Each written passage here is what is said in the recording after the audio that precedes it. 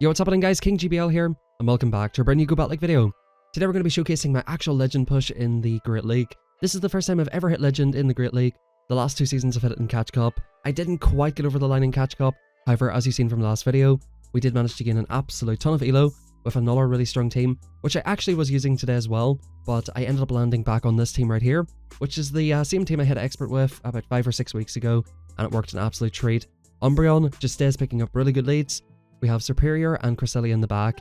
If you don't have access to Cresselia, basically what you need to do is cover the weaknesses of Umbreon somehow, which would be fighters, so you need something that could beat Medicham, or any like normal fighter that you would see, and something that can do well against Charm. So Medicham might work, but you'd be ABA weak to Charm. So maybe Defense Deoxys in the back instead of Cresselia could work, because it does fine against Lantern, does fine against, of course, the Medichams, and a lot of the stuff that Umbreon is weak to. Cresselia does pretty well against Alolan and Ninetales. I think Deoxys definitely hangs in there. You're not getting super effective damage done by the charms. So yeah, I think that could be a decent replacement, but I do think Cresselia works exceptionally well. And actually, in this matchup right here, you would actually prefer to have Deoxys against the Basti. We have a very toxic team first game. I'm not sure if this player was already Legend, but I don't know about you guys, but people are running some sweaty teams when they've already hit Legend.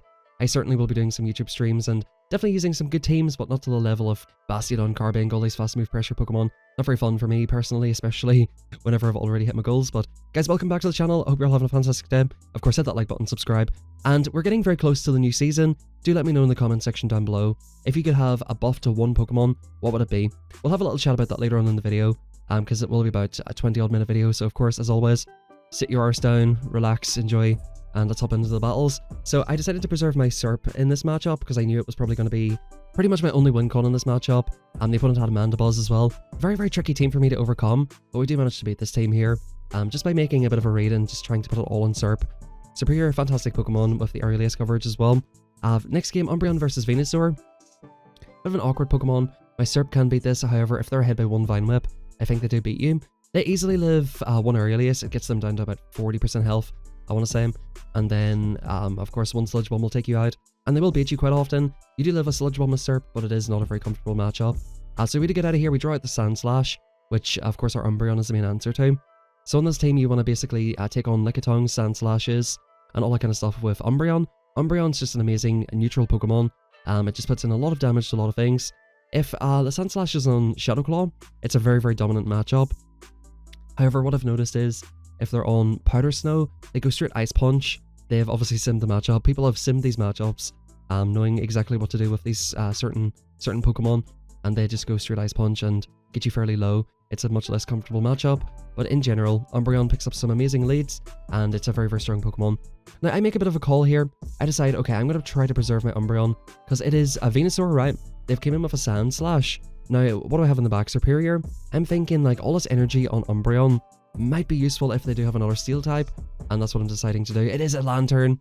Perhaps double shielding was not the play, but I just seen that they were trying to get rid of my energy with that thing, and we still have a ton of energy on the Umbreon if we do need it. Now, all we need to do is get through these two shields. I'm going to go straight Frenzy Plant. Pretty much, I can survive any free moves or any 4 moves off this thing. We're outpacing to the Frenzies. We go for the CMP tie to try and level up the energy a little bit here, and make sure that I do heavily outpace them. We also want to make sure that we can get to a move on Venusaur, but I don't think that's even necessary at this point. We're just going to overfarm a little bit here, one before the Surf, get rid of this Pokemon, and at this point the Venusaur will still be forced to throw on the Serp. If it was a Shadow Venu, they might have got the farm down there, but non-Shadow is just a little bit less threatening, and good games well played. Yeah guys, let me know in the comment section down below, which Pokemon do you want to see get buffed this season? Guys, I would love to see a further buff to Diggersby. I'd love to see Altaria get Aurelius, and I certainly want to see some interesting shakeups to the meta, a few more answers to Medicham.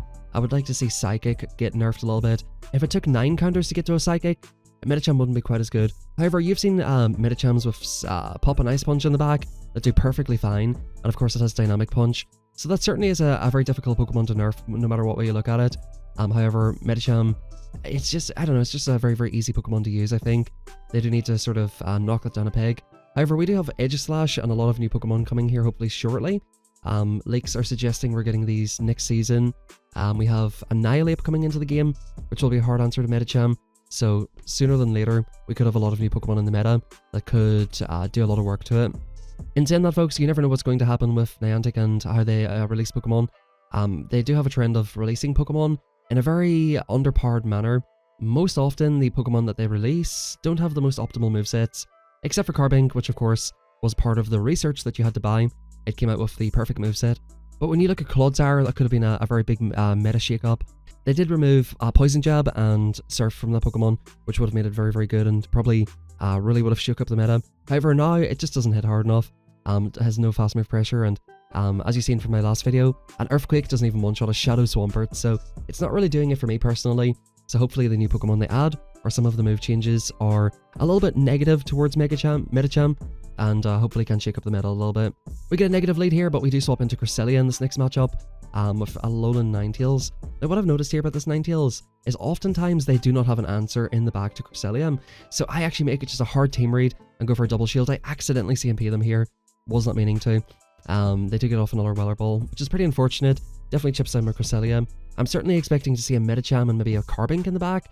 So the opponent's shielding up, which is quite curious here, and they do no shield the second one. In comes a Lantern, ladies and gents, and I decide, okay, Cress is good here, let me go for a swap. There's no way they've got a better answer to Umbreon than, of course, Ninetales. They come in with their Clodsire. Umbreon up energy could have beat the Medicham, or could have got it very, very low, and at that point, Cresselia can deal with it, and Serp could have dealt with the Lantern. So I was more than happy to draw out the Medi with this, so I can deal with it with Cresselia and look to go for the sweep. It just so happened to be the Clodsire, and you're going to see here, like, they're going to go for heavy-hitting Earthquakes. We're just going to chip away here. Umbreon is the best boy of all, the thickest boy of all, and we're going to get off at least a one more foul play if they allow us to. Now at this point in the match, guys, the opponent's completely unaware of what we've got in the back, so I believe they go for an undercharge here, and we do get off another foul play, which puts them in a really bad position. Now we can just aggro swap. That actually almost takes them out. We just let it go down. We'll let this go down as well, of course. Sacrifice this. They think they've done a great thing here, but we have an entire Superior for their Lantern. The opponent does not really want to play that out, and I can't blame them. That's a pretty miserable matchup for a Lantern. Medicham lead, very negative lead. We're going to swap into our Superior on this occasion. I do actually like coming into Cress, even if it's my hard answer, because I think it's a better safe swap. However, they come into Lickitung. This is not an answer. Down energy to Superior. What I'm going to decide to do here is just let all of their moves go. I'm going to try to get both shields off the opponent. I'm more than happy for them to take swap. The thing about Umbreon, guys, is it's not even bad against Medicham. That's why it's a great safe swap, or it's a great lead, because if you see Medicham, like, if you really didn't have an answer to Medi, you can just stay in, throw in good timing, and fight for shield advantage in the opening match. Maybe come in for a farm down, and put yourself up energy and up a shield. I decide not to get licked down here, because I've got two shields, and I'm thinking, like, again, Umbreon with shields against Medi is perfectly fine. However, they're on pop, which does make it a little bit bad. I think it would have been better for me just to let my Superior go down. A couple of licks would have got it done. And yeah, I might have to eat a move on Umbreon. Completely unnecessary aggro swap, but I just thought that I'm up two shields here. I'm not going to give them any chance to regain energy or anything like that. And as you're seeing, even on pop, we're getting this super low. We don't quite get off the move though. And we'll basically just come into Cress. I think I might end up respecting one move here. I don't have to shield this one. We might as well just let this first one go. They go for the Psychic, and they actually aggro swap into Jellicent right here. This is basically curtains for them. We can go for two Grass Knots. As you can see, it gets them down to roughly 50% with the Psycho Cuts. They're going to go for a Surf here probably, but we just go for a one and throw. That's absolutely no problem here. Psycho Cut coming through. And I think they're just at the move here. They'll be forced to throw, so I was going to come into Surf, but that's a very bad IV Jelly. They generally can live two Grass Knots, and back in comes Lickitung here. At this point, we're basically chilling, right? The Lickitung has a lot of energy. I'm thinking this Body Slam probably does more than the Medi's energy. They come in and go for a catch. We go for an appropriate overfarm just to make sure that we have enough energy to potentially get off this move. I think it's going to be a CMP tie. So the Licky had an absolute ton of energy, and I just didn't want them to lick me the whole way down. That's kind of why I made that play, but I think it would have been better just to stay in, eat all the energy on Umbreon, and then basically, you know, hard swap after if I want to. I certainly made that a little bit more difficult than it needed to be. I should have just held on to alignment, but I thought with two shields it'd be fine, and of course I was. Here is Gligar. This is a pretty positive lead. We of course do not want to see this in Serp. Serp does fine here, but of course it is a winning matchup for Gligar. Dig coming through, pretty expected here. I'm expecting the opponent to maybe go for a catch, so I do go for a free and throw. Generally, you don't want to get up to 100 energy. You do try to throw beforehand. I only sort of done it there because I was expecting a catch, and here it is Lickitung. Now guys, I'm pretty happy to go into Serp at this point. Serp can two-shot this with Frenzy Plant, and because we, after the charge move, we get a zero turn swap, so we should be able to CMP on the second one here, no problem at all. Or of course, if they did get a lick through, they will outpace us here. These Frenzy Plants do like 50% of this thing, and we're actually going to go for an Aerialist here, just so that they can't potentially dump another Body Slam. They do actually live it, of course, and we'll be happy to eat this move. We don't want to give the opponent too much farm on the other side, and this little bit of a farm down might allow us to get to a move. They come back in with Gligar. We do get off the earliest. I did not think I was getting to that move, and I think I was correct in that assumption. Boom, a little bit of chip. That could be very nice, because that guarantees that a foul play will KO. And we pretty much just come into Umbreon again. They come into a Surf Edge, and guys, this is what I'm talking about. In these matchups, like I went 2 free, 2 free, 2 free. I lost a bunch of elo. I was like 60 points away from Legend. And, you know, at that point, I decided not to, like, lose my shit and not get tilted or anything, and just try to remain calm and just hope that we can sort of ride the wave. But this is looking really bad for us. They've boosted, by the way, with this Night Slash. This thing just beats my entire team, which is kind of awkward. It certainly, you know, Cresselia should beat this, but, like, with Night Slash and getting boosts and things, this matchup gets very awkward. They go for a nice catch, the catch of the last resort on the low health Gligar. The opponent's playing very, very well here. We don't get to another foul play, unfortunately, and good games to the opponent.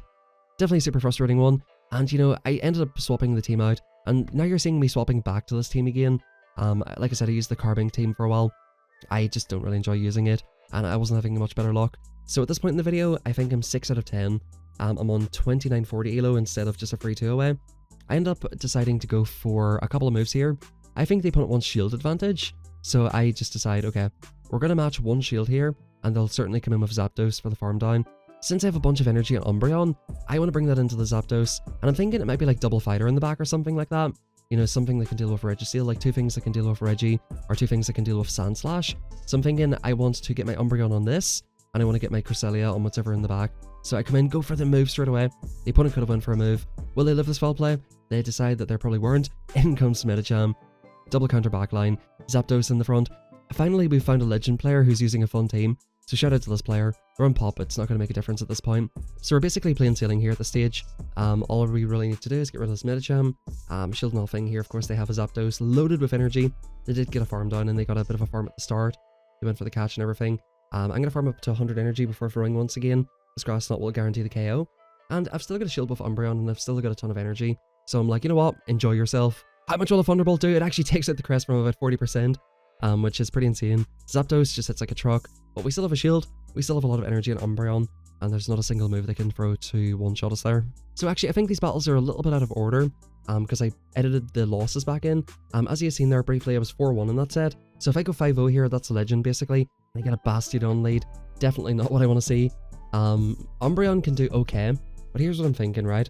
Bastiodon lead, what's going to be in the back? Most likely Medicham, most likely Victreebel. If I can set up my Superior with a bunch of energy, like come in here, just whittle us down with Umbreon as I usually do, and basically get a bunch of farm on Superior, I think that could be perfect. We're just going to keep going for foul plays here. This will chip them down. Like, this is a winning matchup for Basti. They're just too thick here at this moment in time. We don't have a hard enough hitting move to really get them low unless I was running probably Dark Pulse. I think Basti still probably wins at that point. They're going to farm me the whole way down. I'm going to get off one final foul play, and at this point, it's time to come into Superior and just basically start loading up on energy. I'm hoping here that I can basically get up to almost back-to-back moves before swapping out. I don't think I can quite farm them down. However, these Vine Whips are chipping. This will of course be a Flamethrower. I'm going to load up, but they come in with a Victreebel. They go for the aggro swap. They knew that I was going for the farm down. So this is almost certainly Medicham in the back. So I'm thinking, okay, let's try to get both shields here, and of course get the KO with the Aurelius. I decide here, actually, I think to go for a catch and Cress. I can hopefully Psycho Cut down here and basically go for a Grass Knot on the Basti and a Moonblast on the Medi. That's what I'm thinking here. We've got the energy advantage. However, this is not what I expected. They come into a Tropius. I feel like I've seen this team in a YouTube video. This is certainly a bit of a toxic one for sure. Flying Grass type, of course, deals with Medicham as well. Ice Punches will not be too pleasant for this thing. I guess these Pokemon both deal with ground types very well. So, I mean, the team makes sense. It's not a good team. I'm not going to compliment this team here, but I think I will say that it makes sense. They can pretty much just farm us down here. Not sure why they're even throwing a move at this stage, because there's no way I'm getting to an Aurelius on this, and they catch it on Basti as well. This is a lose con for them. I don't know why they're even doing this, to be honest with you. I undercharged that probably a little bit too much. Had I just done that full energy, I actually probably could have farmed it the whole way down, but it's just such a hard call to make. Like, how much do I undercharge this? What health are they on? How can I get the perfect farm down? It was just a little bit too tough. Good games, and as you just seen there, we're on 29-86. We get an amazing lead in Sandslash. Shadow Claw as well, that's just absolutely perfect. Because as I mentioned earlier, they do well you down, they go for the catch on Azu, and we're going to come on in here. Then the opponent's going to insta-throw on 5 bubbles, which will only be an Ice Beam. Of course, it is super effective. The kind of annoying thing about this match is one Frenzy does not KO from here, so I'm over farming to 100 energy and throwing just as I get to the move. And I'm going to basically go for an aerial ace here, just in case they do want to go for a CMP time, just to guarantee switch advantage. We still have a little bit of residual energy. I would have loved to have got more out of that. We're going to chunk this here. They actually CMP us, which is amazing. So no energy on the Sand Slash. They do not want us to chip them down. Now, what does the opponent do here? I was expecting another catch. Fill me once, shame on you. Fill me twice, shame on me. We're going to see what they do here. They go for another catch on Tapu Fini of all things. This is certainly a very interesting team. However, Cresselia does perfectly fine in this matchup. In the Great League and Ultra League, in fact. Because of course these Grass Knots are going to do super effective damage. We'll definitely get shields here off the opponent. And I think at this point I'm like, you know what, buddy? I'm not shielding anything. Moonblast me! Do it! Do it! The opponent obliges in Moonblast, so it's getting a little bit awkward now. But they get the attack drop as well, of course, they get the blade attack drop. It's getting pretty close here now. The switch timer is not up, but I think this one Grass Knot, I can shield the Surf now at this point. This one Grass Knot will get them very low. Does the opponent go for another catch? They do, bro. The opponent's just running rings around me right here. We come back into the Umbreon again. We do have an absolute ton of energy. We should be perfectly fine here because Tapu's quite glassy. We do have some health left on Cresselia, but I think basically what we need to do here is go for one last resort and one foul play. I'm going to keep the shield for the Tapu just in case they do get to a move. I know that they can't exactly farm a slime with Shadow Claw. We're going to go for one last resort and one foul play, and that should basically get the job done here. The opponents will have to try to go for the farm down. Not really going to happen. A really fun team by the opponent, to be honest. So can't even talk rubbish on them, and they played exceptionally well. My team was just pretty hard counter to their team, to be fair. In comes Lantern, and they're actually staying in here for a minute. I expected the catch, but they're staying in, so I'm like, you know what? Might as well throw the move at this point. They let it go as well, and then they come into their Umbreon. Very, very weird. They should just come straight in here. Umbreon has a very, very positive match. Despite the Moonblasts doing a lot of damage, Umbreon has a super positive matchup here. So the opponent maybe is a little bit inexperienced with this matchup here, and knowing that we have Moonblast. Umbreon comfortably tanks too, so you just go straight into this match. I think I tank this move and get off the Moonblast even in good timing. And this will get them quite low, and put them in a position where I can basically maybe get a little bit of farm off Umbreon. They farm me the whole way down, and I of course don't want to eat the energy on Serp. Serp is generally my closer. They go for an aggro Zop. That was a huge mistake by the opponent. This energy they saved up is going to go absolutely nowhere. They go for the Surf, and yeah, we're pretty much going to farm her the whole way down. I do decide at a certain point to CMP on an Aurelius, because I don't want to get like too low. This would have been, I think, another Surf. I don't want to get too chipped down. I do want to preserve some health. I'm getting pretty low on this, and they might have another Pokemon that is not great against it. Again, I'm happy enough to invest a shield here and potentially go for a swap. I end up letting them get off another move. Bit of a mistake by me here. I definitely could have just for a move. I was getting a little bit greedy. In comes this thing, so I think we're okay here. As we've seen, Clodsire, it doesn't do a lot of damage. We have 2 Frenzy Plants banked, and yeah, like I said, we can just whittle this down with Umbreon. They're going to need at least 3 moves to KO us here. Maybe 1 Earthquake and 2 Stone Edges or something, or 2 Sludge Bombs. Earthquake number 1 coming through, that actually does so little. It makes me think, did the opponent actually undercharge the last one? That done so little to Umbreon. We comfortably live 2. They definitely have to throw 3 moves here, and I think we're in a very good position. Now the switch timer is going back up here again, and what I decide to do is go for a 1 and throw. I still have a bunch of energy. I'm expecting them to maybe predict the snipe here. So what I do is let them do a fast move, and then go for the Aurelius. Shout out to Dylan in Discord. I was streaming my battles live in Discord, and he suggested wait a turn before you swap, and wait a turn before you throw the Frenzy. Very, very good play call, and works out very, very well. They weren't able to make the catch, and that's going to be a good game. Once again, guys, fantastic lead, and this is exactly what I want to see here. I don't want a really awkward game. It is on Powder Snow, which is a little bit more awkward, but whenever I'm super, super close to Legend like this, I think I need a 4-1 to guarantee Legend here. I'm super happy to see a Sandslash lead. We're going to stay in here, of course, fight this out. 1 Foul Play gets it super low, 2 Foul Plays, of course, KOs. I am sort of expecting the catch. They're going straight Ice Punch, as you've seen. Will the opponent go for catch? I decided to go for 2, and then wait, and then throw, because I was just not getting caught on there. They expect me to throw in 3, so they might do 4, wait a turn and catch. But if I do 2, wait a turn and catch, that's definitely not what people would expect you to do. In comes Galissapod. I should have come into Serp here. But again, maybe this is better than coming into Crest because they're on X-Scissor. I was thinking like they're probably on either X-Scissor or Aurelius. Maybe I could have just said him with Umbreon. But yeah, I just kind of swapped out immediately, thinking that I do need to preserve my Umbreon for that slash. Even though it is low health, I sort of do have to put in work against it. I decide here that I've got energy and Umbreon, and if I get the final shield, I might be able to go for a snipe here even. They end up CMPing on this last move. I think I pretty much just need to get rid of this thing. If they start throwing X-Scissors out, it's going to be rough for me. They do not predict the snipe with the energy, which is amazing, and we'll see what they come into. If they come into Slash, we're going to snarl them down into a range where Serp can probably farm it the whole way down, or get off a move. We do get off the move, thankfully. they weren't quite at the move, or maybe they were a little bit off track in energy. We go for the aggro swap. It is Sableye, Shadow Sableye. Now they're going to go for this immediately, and what I'm going to do, just to try and maximize my Venom Whip damage here before throwing, is to I think 5 and then go for Frenzy Plant.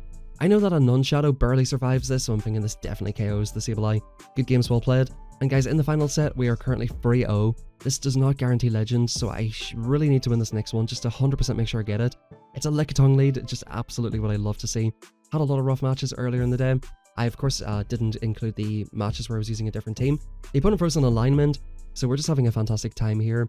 If you're using a Lickitung against Umbreon, you definitely don't throw in 12. You do win CMP, but if the opponent overfarms like I did, you give away an entire free Snarl. So if you're using 1 turn versus a 3 turn, 4 turn, or 5 turn, you have to be super careful not to allow them to get full free moves.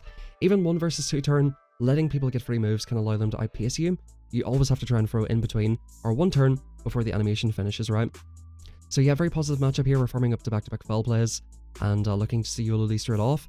What you can do here is farm up to back-to-back foul plays and eat another body slam. I do like preserving just this tiny little bit of health off, just in case we do have something we can potentially get to 2 moves on. In comes the Ninetales and we come into our Serp here.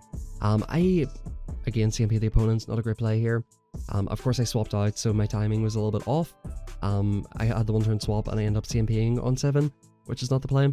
The opponent's just charming me the whole way down. I decide I'm only going to get off 1 more move, might as well go for Frenzy, and at this point, I'm hoping Crest can look to sweep. We do have some energy in Umbreon, so I could potentially go for a last resort maybe.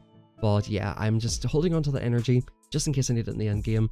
I'm going to shield up whatever they throw here, because I'm thinking it might chunk more than anything else, and I don't want to put myself in a farm down range, or in a range where like a Sableye could, for example, go for 1 foul play, and it is Sableye, ladies and gents. We farm up to 6 and go for the catch. The opponent does not fall for it, but we do get off the foul play, and this is absolutely huge.